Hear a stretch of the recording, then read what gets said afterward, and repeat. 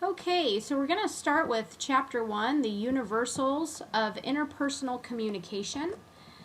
Let's define interpersonal communication to get started here. The nature of interpersonal communication tells us that it involves interdependent individuals, That means it's two people, which we'll call a dyad, D-Y-A-D, a dyad. And when we're talking about interpersonal communication, we're typically talking about two individuals or the communication that takes place between those two individuals. And these two individuals have to be interdependent. Therefore, if you're talking to a checkout woman or a checkout gentleman while you're getting your groceries, you are not interdependent. You are dependent on them to get your groceries. They're dependent on you, supposedly, I guess, to pay, but really there's no constant interdependence like you have with a spouse, with a sibling, with a parent.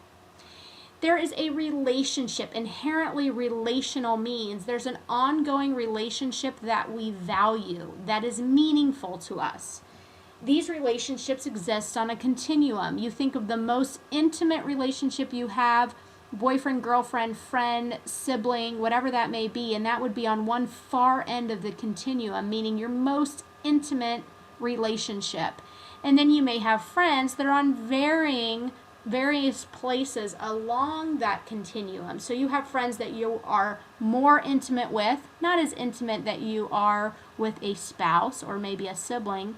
And then there's friends that you may meet in the classroom where there is a relationship, but there's probably not a whole lot of interdependence and you don't have any intimacy.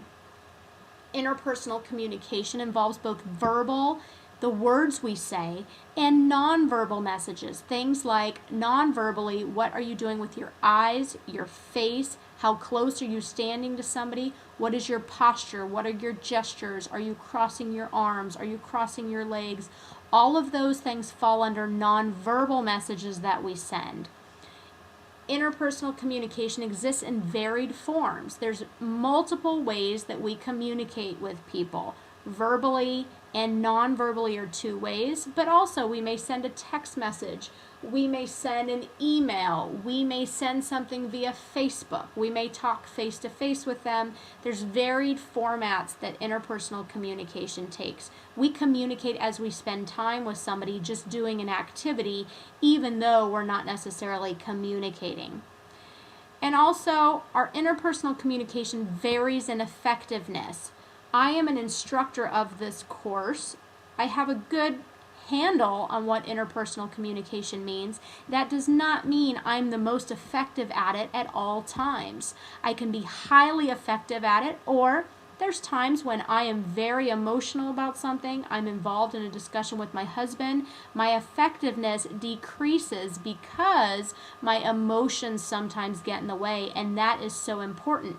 But when I talk to a student, I may be incredibly effective because I know enough about interpersonal communication to do the things that I know I should do.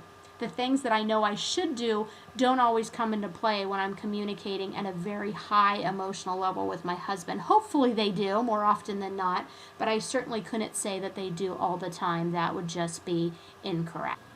Why should you learn about interpersonal communication? Well, if you learn how to communicate better and more effectively, there are two benefits that you will gain. The first are the intellectual benefits. And that means you have to know how to communicate to be a well-rounded, educated individual. If you want people to think that you're educated, if you want people to believe that you have gone to college and you have learned enough things to be well-rounded, then you need to learn how to communicate better. The second benefit is the practical benefits. Personally, socially, professionally, those successes that you're looking to gain depend on your communication skill. Your personal relationships with your family, with your loved ones, boyfriends, girlfriends, spouses, whatever it may be, you need to know how to communicate with them effectively in order for you not to be stressed, in order for there not to be conflict on an hourly basis. Socially, the more social support you have, meaning people that love you and care about you and can support you through difficult times, the more healthy you'll be, not just emotionally and psychologically, but also physically. There's been a lot of research to suggest that cancer patients that have more effective social support circles have a greater success rate of beating their cancer. And finally, professionally, you all know that employers are looking for people that can communicate well, can be effective problem solvers with their teammates, and just overall be somebody who is pleasant to have in the office, not somebody who causes problems and is constantly in the middle of conflict, but somebody who can solve problems, forge relationships that create a stronger bond in teamwork because it makes everybody more effective. Bottom line, you'll become more effective relationally. Your relationships will have less arguments, less stress, and you'll be more successful in whatever career you may choose. So